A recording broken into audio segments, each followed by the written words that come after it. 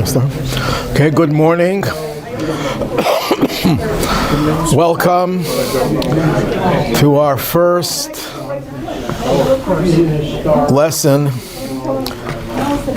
one out of three, about the upcoming holiday of Hanukkah.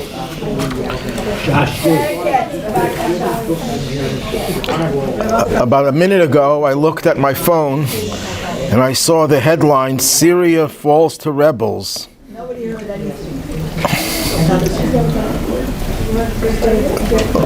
Just a minute ago, I opened my phone to the headline, "Syria falls to rebels." That's exactly the story of Hanukkah. So it couldn't have happened at a better time. Maybe.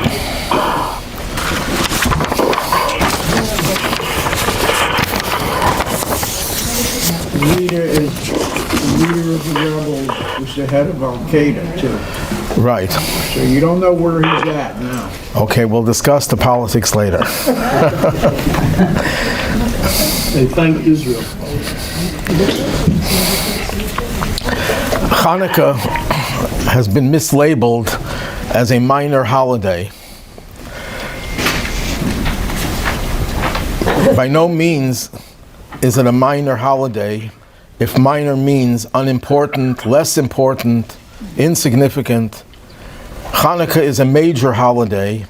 It's only minor in the sense that the restrictions of work that apply to other holidays like Passover and so on, Rosh Hashanah, Yom Kippur, doesn't apply to Hanukkah. Hanukkah, you are allowed to do work. You're allowed to engage in the activities that are forbidden on a regular holiday. That's the only sense in which it's minor. But in terms of its spiritual significance, it is a major, major holiday. And that'll become more clear as we go on. Today I want to focus on the story of Hanukkah, the history of Hanukkah, but not just each battle, because if we go into each battle and every detail, this would take hours. There's just so much material. We're going to try to do the highlights of what happened, but it doesn't begin. Hanukkah does not begin with the actual story of Hanukkah. It begins with the destruction of the first temple. The destruction of the first temple brought an end to an era of very powerful spirituality. In spite of the fact that Jews were also engaging in idol worship and other vices, that was the counter to the major impact of the spiritual aspect of the temple.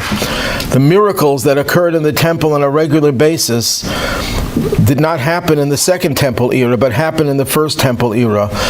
And when that came to an end, and the Jews were exiled into Babylonia, this changed the whole nature of the Jewish people as a nation, that they were no longer in a state of very powerful spirituality, very much immune to the influences coming from the outside. Now, there was never a time when Jews were completely impervious to the influences from the outside, because God always gives us free choice. But the natural state of affairs in the first temple was one of very powerful spirituality, and you had to fight and to resist it. Well, that came to an end with the destruction of the first temple and Babylonian exile. When the Jews came back from Babylonian exile to Israel, it was a pitiful scene. First of all, the majority of Jews did not return because they were happy where they were. They were happy with exile, which is one of the symbols of exile, is that you're happy being there and not being in the state of heightened spirituality.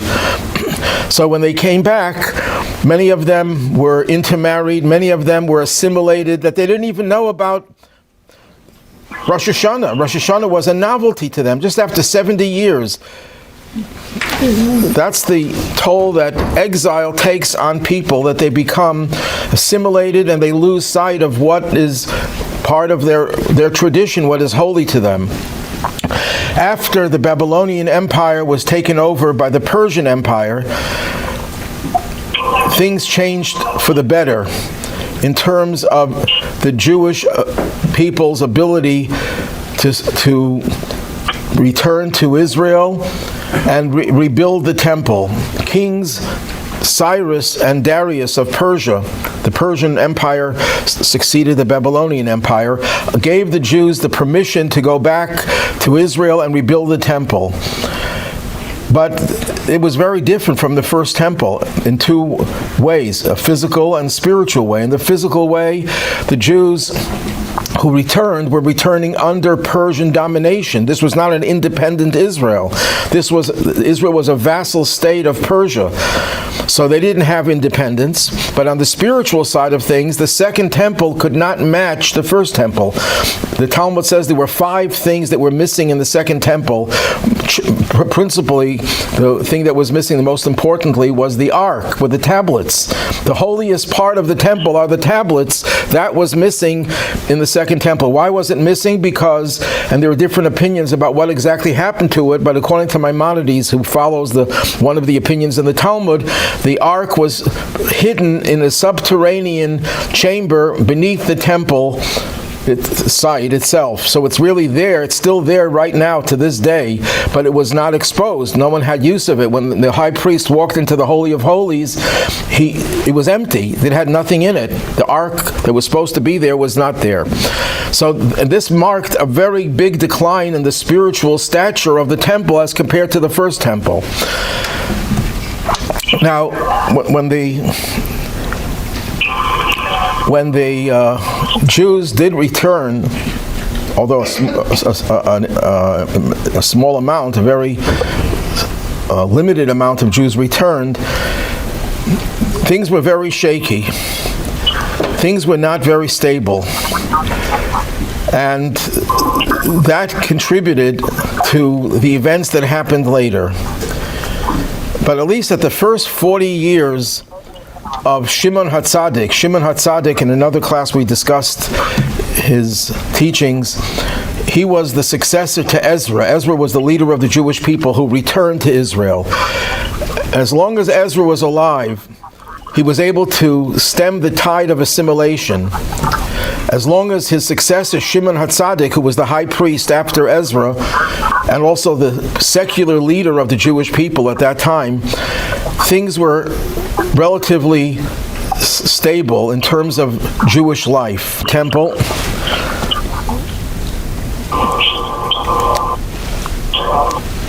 because he was told by the Samaritans. The Samaritans were a group of people who converted to Judaism because they were being pursued by lions and threatened with their lives. They decided that God wants them to become Jewish, and they converted to Judaism. But people were always suspicious of their motives, if they were sincere. In the end, it turned out that they continued to worship idols.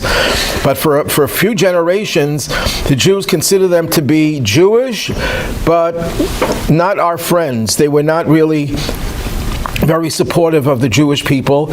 And not only were they not supportive, but they also conspired to have the second temple destroyed by Alexander the Great. Alexander the Great came to Jerusalem with the intention of destroying the temple. Shimon HaTzadik, the high priest, came dressed in all his vestments, together with all the other dignitaries, to greet Alexander the Great. And as soon as Alexander the Great saw Shimon HaTzadik, he got off his horse and he prostrated himself. He bowed down to Shimon HaTzadik. So the Samaritan says, he's the enemy. Why are you bowing down to him? And Alexander the Great said, in all of my battles, there's this man who comes to me in an apparition of a saintly person who leads me in my battles to victory. And that's the man. Shimon HaTzadik is the man who leads me to victory. And not only did he not destroy the temple, but he supported the Jewish people. He relaxed the taxes in the sabbatical year when Jews don't plant. He was very favorably disposed to the Jewish people in Israel, which was a blessing, but it was also the beginning of a curse, because this marked the beginning of the Jewish people's exposure to Greek culture. Now that Alexander the Great was the one who ran the country, and Israel was a vassal state of Alexander the Great's empire. I mentioned in another class also that because the Jews were so grateful to him for not destroying the temple and being so favorably disposed to them, that all the little boys that were born that year were named Alexander. That became a Jewish name.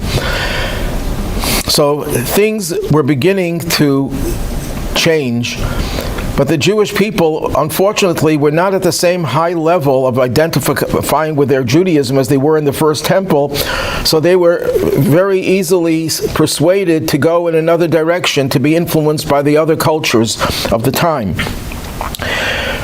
So now, when Alexander the Great died prematurely, he was in his 30s and he was succeeded, there was a big fight amongst his successors, and the Greek Empire broke into 4 different empires. And the 2 most important ones for our discussion were the one in Egypt and the one in Syria. At first, the Ptolemies of Egypt were in control of Israel. They had control in Israel. And something happened that might seem like a minor historical event, but it turned out to be very major. King Ptolemy II summoned, there were different versions of this. One version is that he summoned 5 rabbis to Alexandria to translate the Torah. Another version is that it was 72. You probably heard of the Septuagint, which means the 70. Well, the Talmud says it was 72, but who cares about the 2? They rounded off to 70. Some say that there were 2 different efforts. One with 5 rabbis were challenged to translate, some say, and another time is 72. Some say it's the same event, maybe 5 were the principal ones. Whatever it is, one thing is clear, that we know that these rabbis were summoned to Jerusalem, to Alexandria, to translate the Torah into Greek. And the reason for that is Ptolemy, there were so many Jews living in Egypt at that time. The diaspora was larger than the number of Jews in Israel. Jews remained in Babylonia. Jews moved to Egypt. Part of it was not at their own will, because they were taken slaves by one of the Greek monarchs that lived after Alexander. But whatever it was, Jews were a very significant population in Egypt, and King Ptolemy II, who was more favorably disposed towards the Jewish people, or he was more open-minded, was very much intrigued by the Torah, the book that the Jewish people use to run their lives. So he wanted it translated so it can be stored in the big library in Alexandria together with all the other classics. So he summoned these rabbis, and he was very, very demanding that they translate it accurately. According to one version, he threatened to kill them if they don't translate it accurately. So here you have 72 rabbis, and they're all put into 72 different chambers. So they couldn't connect with one another. They couldn't correspond. And you know how rabbis always disagree. This was one of the great miracles. 72 rabbis all agreed. That's one of the greatest miracles. They all agreed without conspiring, without talking to one another. And they translated the Torah identically. And not only that, but in 13 places they altered the translation from the original because of fear that it might be misinterpreted by the king and it might hurt the Jewish people. They all thought of the same 13 changes.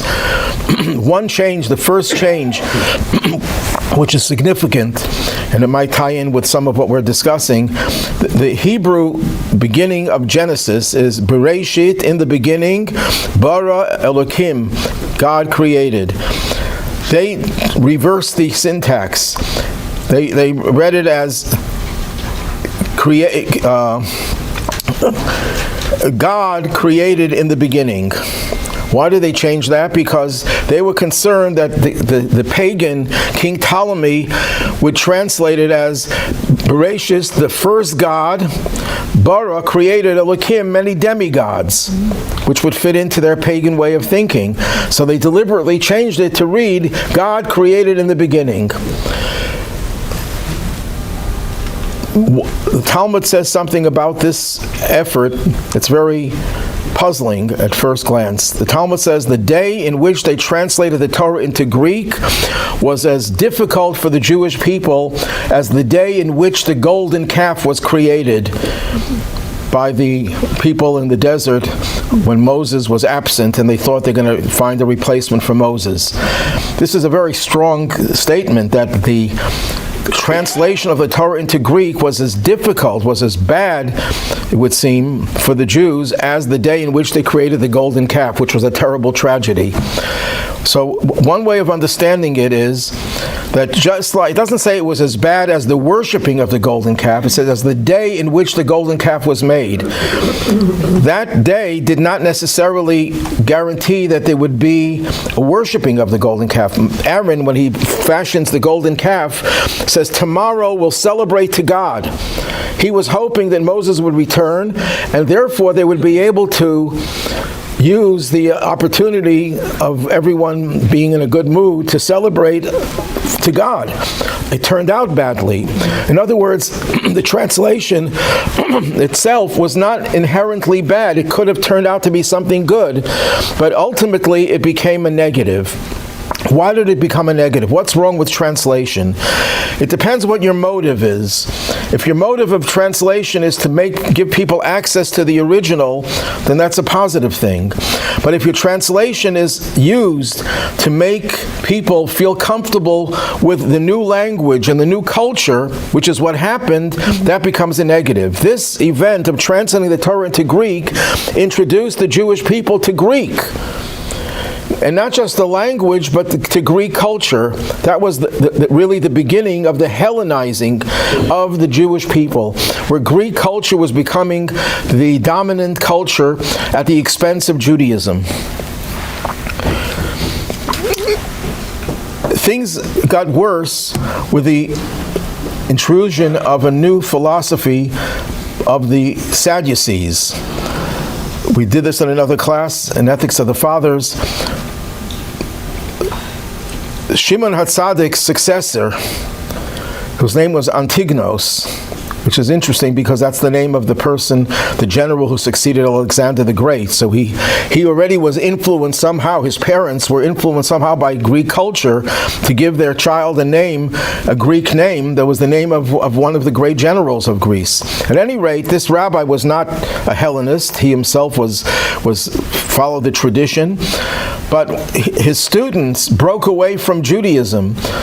He had two students. One was called Tzadok and one was Baitos, and they became the founders, whether they were two different groups or two leaders of the same group is irrelevant. This became a group of people who denied the rabbinic tradition. They believed only in the written Torah, and they denied the oral Torah.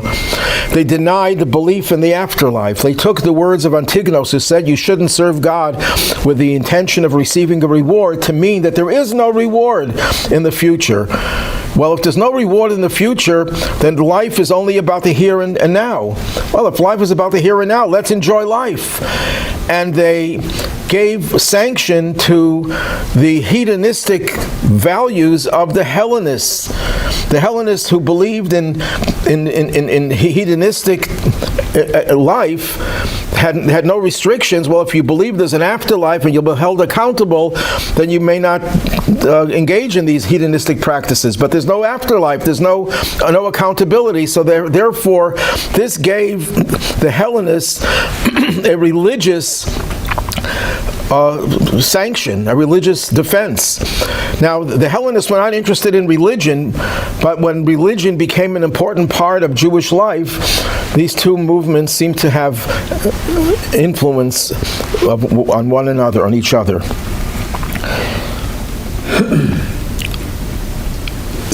Things changed from Egypt, the Egyptian, Greek king being in charge of Israel, to the Syrians. The Syrians took over. They were called the Seleucids. And one of the kings of that dynasty was Antiochus III, who defeated Ptolemy the Fifth. And he changed the sovereignty of Israel from Egypt to Syria. So now Israel is under Seleucid domination. He's succeeded by his son Seleucus IV, who was assassinated and succeeded by his brother, and he's the villain of Hanukkah, Antiochus IV. He was named Antiochus Epiphanes, the God manifesting king. He considered himself to be like a demigod, but they used to nickname him Epiphanes, the mad one, because he was a little crazy. He had such extremes. He was wild. He was a villain. He was a thug. He was a horrible person who did so much harm to his own citizens. But more than anything else, the greatest harm that he did was to impose Greek culture. Until now, Jews were being influenced by Greek culture, but not in a force. They weren't forced into it. This was not compulsory. But now this began to become compulsive. You had to become a Greek subject in all senses of the word. Your culture, everything about you, your religion could no longer be Judaism. Your religion had to be the Greek pagan religion. One of the high priest's brother, his name was Yeshua, who changed his name to Jason, because that was a Greek-sounding name. He was a brother of the Kohen Gadol, the high priest. He deposes his brother, and he takes over as the high priest. Now, in those days, the high priest was not just a religious functionary. The high priest, since the days of Shimon HaTzadik, was entrusted by the Greek Empire to collect the taxes. He was responsible for collecting taxes. And when you collect taxes, you siphon off a little for yourself, so it becomes a very lucrative engagement. So this Jason deposes his brother, and he becomes the high priest, and he establishes a gymnasium near the temple. This was a really audacious move. Near the holy temple, the source of spirituality and purity and modesty and all the proper behaviors, and right near, he created a gymnasium. And this was not just for athletic purposes, which it was, but it was also to introduce paganism and licentiousness. This was a place where people engaged in all sorts of orgies. And this was just the very opposite of everything the temple represented. Another guy called Menelaus bribes the king, and he's appointed Kohen Gadol, and Jason is deposed. And Jason attempts to regain control, and they march. He gets the Greek army to march into Israel, and they massacred 40,000 people. Antiochus then comes in at the head of this army, despoils the temple, massacres thousands, and in this campaign, we're not 100% sure when this happened, but some say it happened during this campaign of Antiochus himself. They made 13 breaches in the temple's inner wall. Now, to explain what that means and why is that significant, much worse things happened. Why is that significant? Because the temple was surrounded by different barriers. There's the temple wall that still stands to this day, the Western Wall. That was the wall around the mountain. But then there was also a wall around the courtyard of the temple. And if a person was ritually not pure, they were not allowed to go beyond that area. Now, within that area itself, there were other barriers. There was one barrier that was really like a latticed fence. It wasn't a wall. And that was called the soreg. And that's where they breached. They punched 13 holes in the soreg. Why were they so upset about that little wall? They didn't break down the other walls. They didn't even try to. But the soreg bothered them. And it became a very significant point. The soreg was a barrier for non-Jews. A non-Jew was allowed to enter the temple grounds, but only up to that point. There was a point where only a Kohen could go. Any other Jew couldn't go. So there were different barriers. And the barrier that prevented non-Jews from going was this soreg. And when they heard, apparently, that this barrier separated the Jews from the non-Jews, this bothered them terribly, and that's why they broke through this fence. They didn't get rid of it. They wanted there should be a permanent sign that we did not approve of this separation between Jews and the pagans. That's why there's a theory that's why we eat latkes on Hanukkah. The name of the course is Beyond Latkes, I think. but beyond the latkes. But we will talk a little bit about latkes nevertheless. Latkes, the word latka in Yiddish means patch. Because when the Maccabees came and liberated the temple, they had to patch these 13 holes. And that's why we eat patches on Hanukkah. But the significance of the 13 is also something to focus on. I mentioned before that when they translated the Torah into Greek, they made 13 changes. That was sad that they had to make these changes to distort the true meaning of the words of the Torah. And some look at this as the source, the seeds that were sown for the problems that will manifest themselves in the way the Greeks treated the temple, saying the temple is not a uniquely Jewish thing. There should not be any separation between Jew and non-Jew. And it all started with the 13 breaches of the translation. It translated into 13 breaches of the wall. But it wasn't just 13 breaches in the wall. Antiochus issued decrees to abolish all religions except for the Greek pagan religion. And he establishes pagan sacrifices, which went together with harlotry in the temple itself. He defiled the temple. And the first three things that he bans Shabbos observance, circumcision, and Rosh Chodesh, establishing the beginning of every Jewish month. Why did he do these three? Why were these three more troubling to him than everything else in Judaism? We'll discuss this in another class. But these are the first things that they banned: the observance of Shabbos, circumcision, and Rosh Chodesh. Subsequently, he banned everything: kosher, mikveh, even use of God's name. They had people write on their horns of their oxen, "I have no share in the God of Israel." It's like a bumper sticker. In those days, they didn't have bumper stickers. You wrote things on the horns of your cattle. So the bumper stickers were, "I have nothing to do with the God of Israel." They burned Torah scrolls. There was a point where they actually removed the doors of the homes of Jewish people so the Jews couldn't practice their Judaism secretly in their homes. Thousands and thousands of Jews fled to the caves to avoid being detected for their observance of Judaism. Then there was another terrible thing, and this is one of the reasons women have a special relationship with Hanukkah. They issued a decree that any woman who got married would have to sleep with one of the Greek officials first. And this was one of the things that really awakened the ire of the Jewish people and fought back. And any violation of these laws was punishable by death. The story is told of a Rabbi Elazar who was threatened with death if he wouldn't eat something that wasn't kosher, and he defied the ban and he was executed. Then there's a more famous story of Hannah and her 7 sons. This is one of the saddest stories in Jewish tradition. Hannah had 7 sons.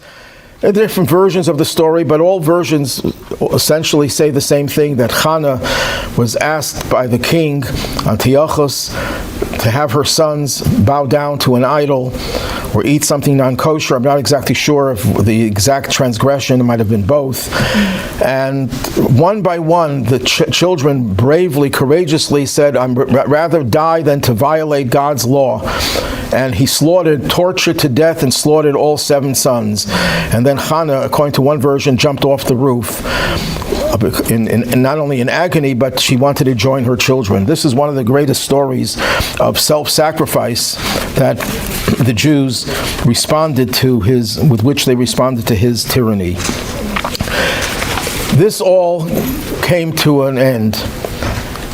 The one-sided tyranny, where Jews were like sitting ducks, and they couldn't do anything. One time, Matisyahu, it's interesting, he's such a famous person in the story of Hanukkah. We know so little about him. All we know about him, he's the son of Yochanan, Kohen Gadol, Yochanan the high priest.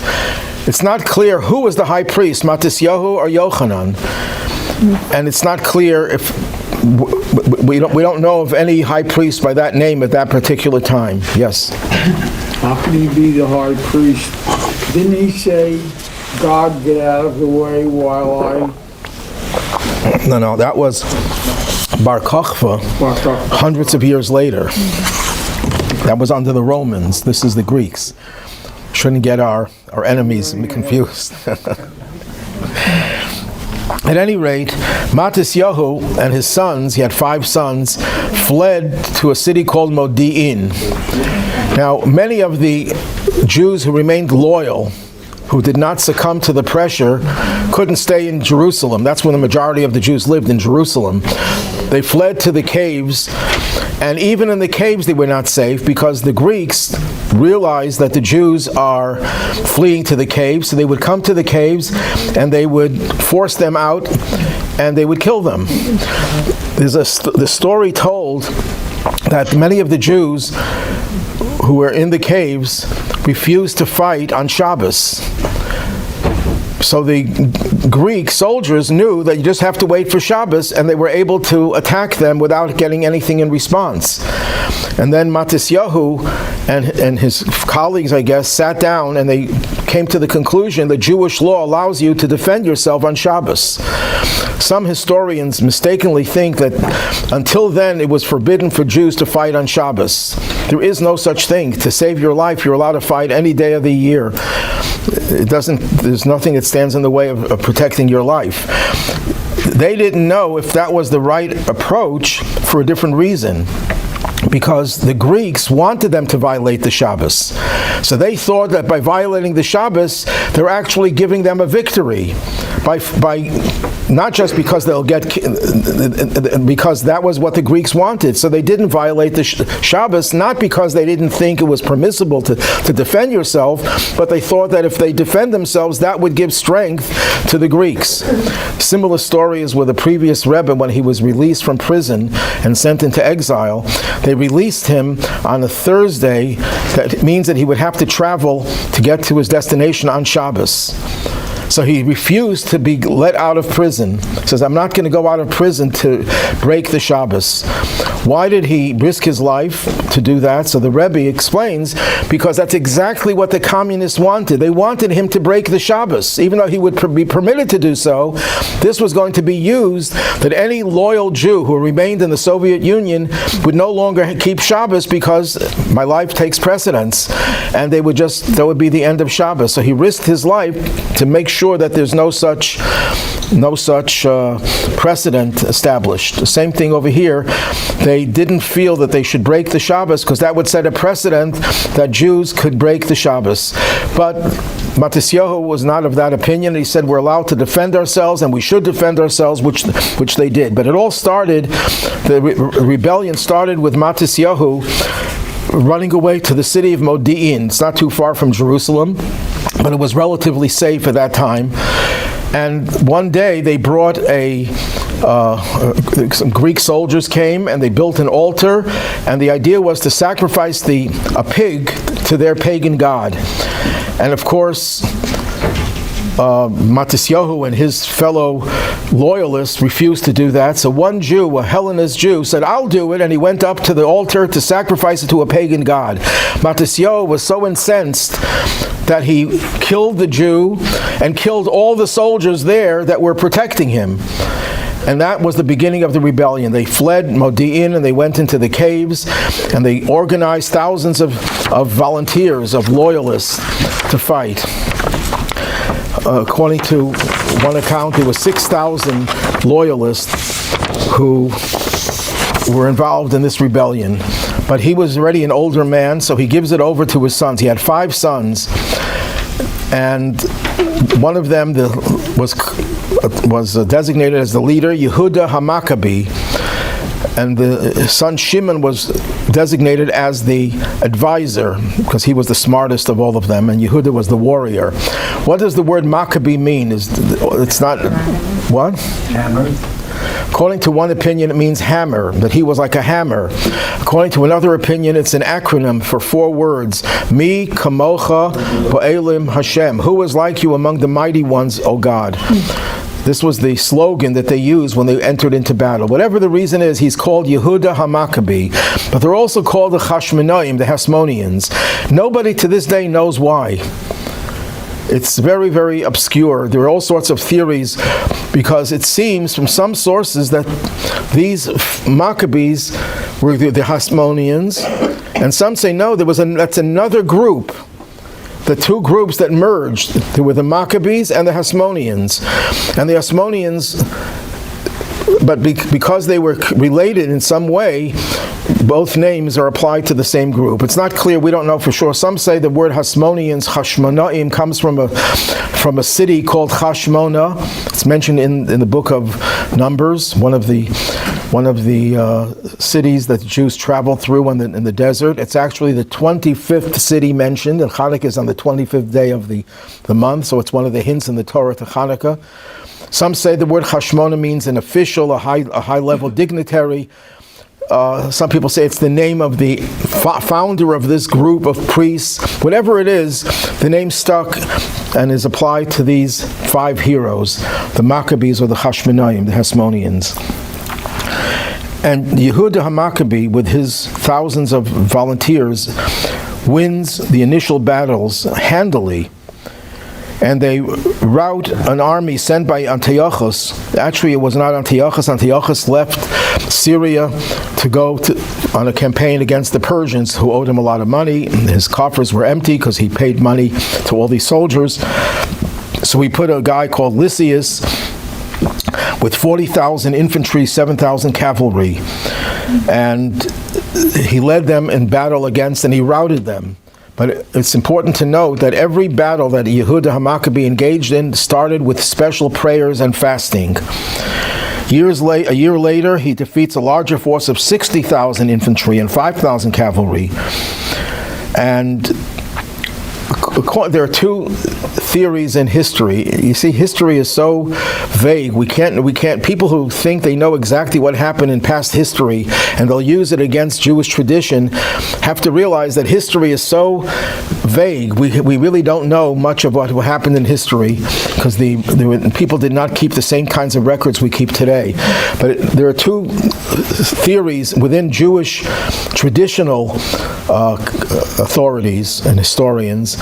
What exactly happened in the story of Hanukkah? We're following a system that many follow, that Hanukkah, the miracle of Hanukkah, was not the end of the war. It was the middle of the war. It was a respite. After Yehuda HaMaccabee defeated these huge armies decisively, he was able to liberate Jerusalem and the temple. Meanwhile, the Greeks were still in control of most of Israel, and there were many battles that followed in which Yehuda HaMaccabee was eventually killed, and so were his brothers, most of his brothers except for one. So the total freedom and independence did not happen right away. But what did happen right away, or at least in the middle of this campaign, is that they were able to liberate the temple. They got rid of all the Greeks in the temple. They got rid of all the idols, of all the stuff that didn't belong there. They rebuilt the altar. The altar could not be used because it was used for pagan worship. And they took it apart and they stored it in one of the chambers in the temple, and they built a new altar. They started the service of the sacrificial services.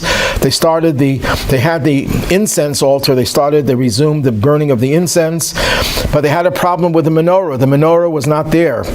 Either the menorah was destroyed or taken away. So they created a new menorah. They made the new menorah out of wood covered with tin. And they looked around for oil, and all the oil of the temple had tons of oil, because they used oil every night to light the menorah. 7 branches of the menorah with like a quart of oil in every branch, and they did this 365 days a year, plus the oil they used for the flour offering. So oil was a major commodity. There was plenty of oil left, but all the jugs of oil were contaminated.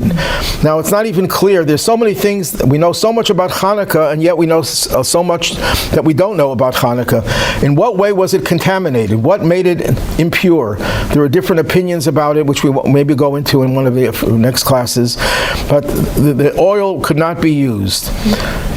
But then, miraculously, and this is one of the miracles, they discovered in a place where they never stored oil, in the Heschel, in the sanctuary itself. That's not where they ever stored oil. They stored oil in the courtyard. There was a special chamber for the oil.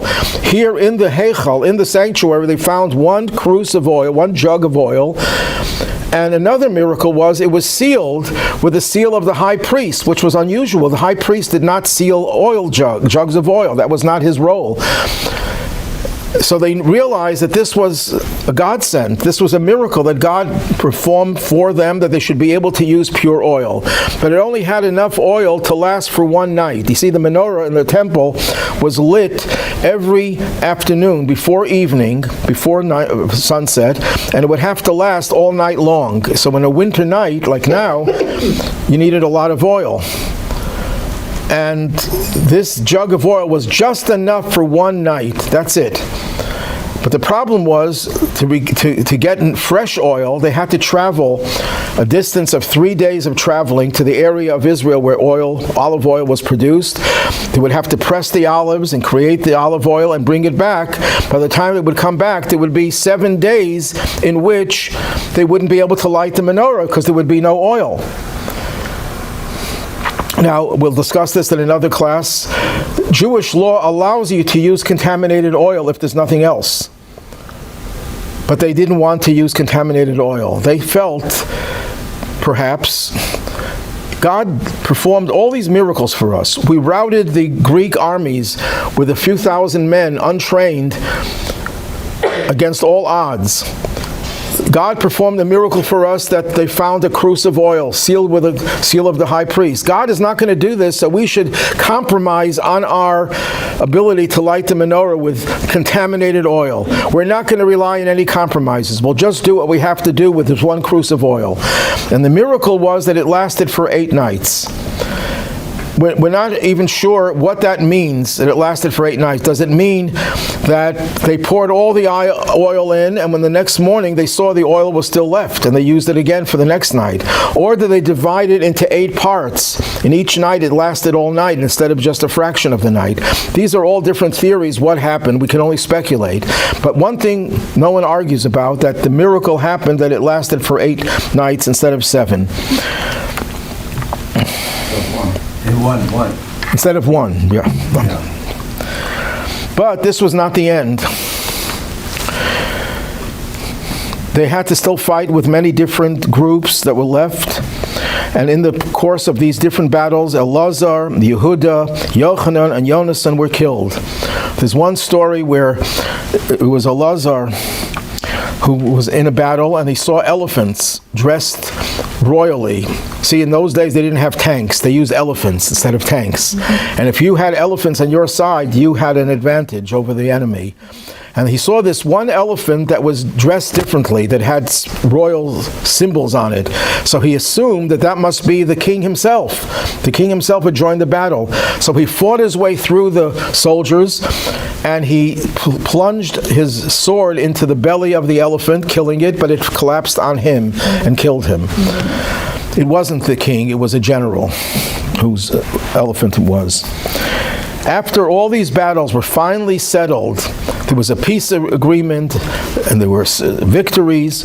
In 140 BCE, 140 before the Common Era, Shimon, the surviving son of Matisyahu, the surviving Maccabee, he finally was appointed prince, and Hasmonean rule was established, and it lasted until the destruction of the Second Temple. Actually, not totally to the destruction of the Second Temple, because Herod took over from the Hasmoneans. So it lasted until Herod took over. Someone told me that Herod's yard site is today. I don't know. I didn't know, but if that's true, it ties into what we're doing. Now, Shimon was a very righteous person, as were all the Maccabees at that time. These were very, very holy people who did everything in accordance with Jewish law, sacrificed their lives for the integrity of the temple and the Jewish nation. None of these sons of Matisyahu, none of the Maccabees declared himself to be the king of Israel. Jews always had a king. In the first temple there was always kings. And Jews are obligated to appoint a king. None of them were appointed kings. Shimon, at the end of all these campaigns, was pronounced as the prince of Israel. He was the high priest. Remember, the Maccabees were all Kohanim, were all priests. And he was also declared to be the prince. He did not want to be called king. The problem was his grandson did proclaim himself to be king, and the Hasmoneans started a dynasty of kings. And that was strongly criticized by Nachmanides. Nachmanides, one of the greatest commentators of the Torah, says that was a terrible sin, because Jewish people are not allowed to be led as a king by a Kohen. The only kings are allowed are descendants of King David, and in some cases you could have kings from other tribes, but not a Kohen. The Kohen's job is the spiritual job. He's not to be a political leader. Even though Shimon HaTzadik was a political leader, that was by default. He was the most respected person, so he had influence. But to become a king, to have absolute power, a Kohen is not allowed to assume that position. And he said, as a punishment for the Hasmoneans, they were all wiped out in the end by Herod. And there is no human being alive who can trace himself back to the Hasmoneans. That line was completely severed. That was their punishment. Maimonides apparently had a different view, because Maimonides, when he describes the miracle of Chanukah, divides it into two parts.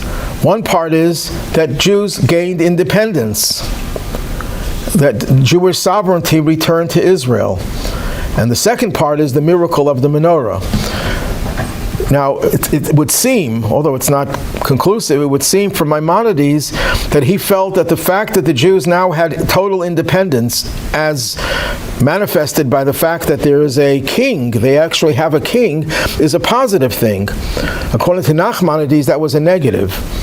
But one could argue that he didn't mean the king part of it, he just meant they had independence. They were no longer governed by a Greek empire, a Persian empire, by a Roman empire. They had a respite from that, and that's one of the reasons we celebrate. This has application to modern times. To what extent do we assign, do we ascribe to modern day Israel that it's a blessing that we have independence? If you follow Nachmanides, we don't celebrate independence. We celebrate the miracle of the menorah. We celebrate even the victory over the enemy, that we were saved, are physically saved, but independence is not necessarily something that we glorify. According to Maimonides, it would seem that we do, but that's for another discussion. Any questions?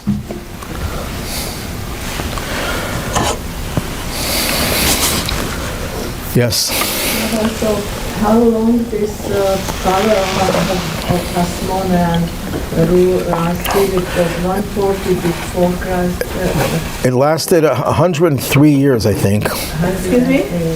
People on Zoom want to hear the question. Oh, the question was, how long did the Hasmonean Dynasty last? It lasted over a century. And then Herod took over and his successors for the next century, until the time the temple was destroyed by the Romans. Maybe they have questions on Zoom. Any questions on Zoom?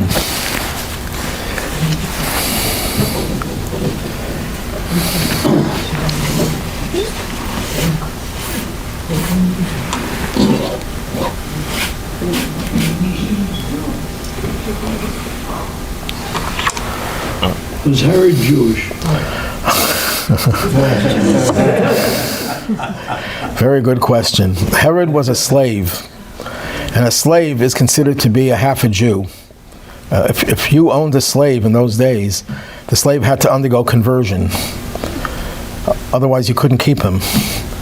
And that gave him the responsibilities of fulfilling the commandments. All the commandments that a woman is obligated, a slave also had to follow. When a slave is freed, then he's a full-fledged Jew.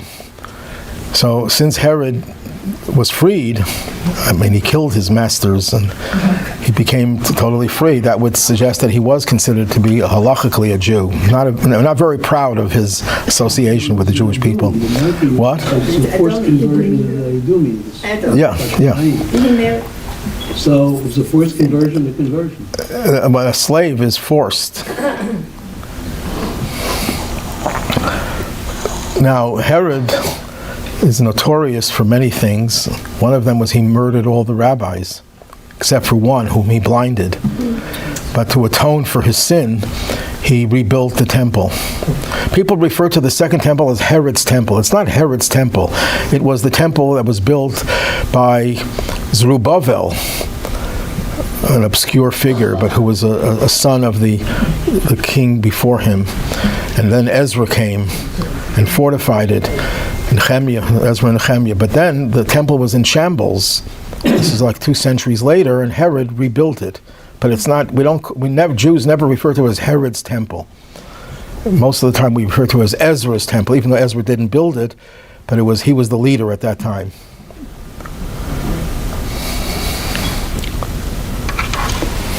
Yes. And this name, Hasmonean, where did it come from? Because it says here, Majesty, I am the son of your... Okay, I mentioned that before. It's not clear where it came from. Some say it came from the founder, the patriarch of the family, whose name was Hashmona.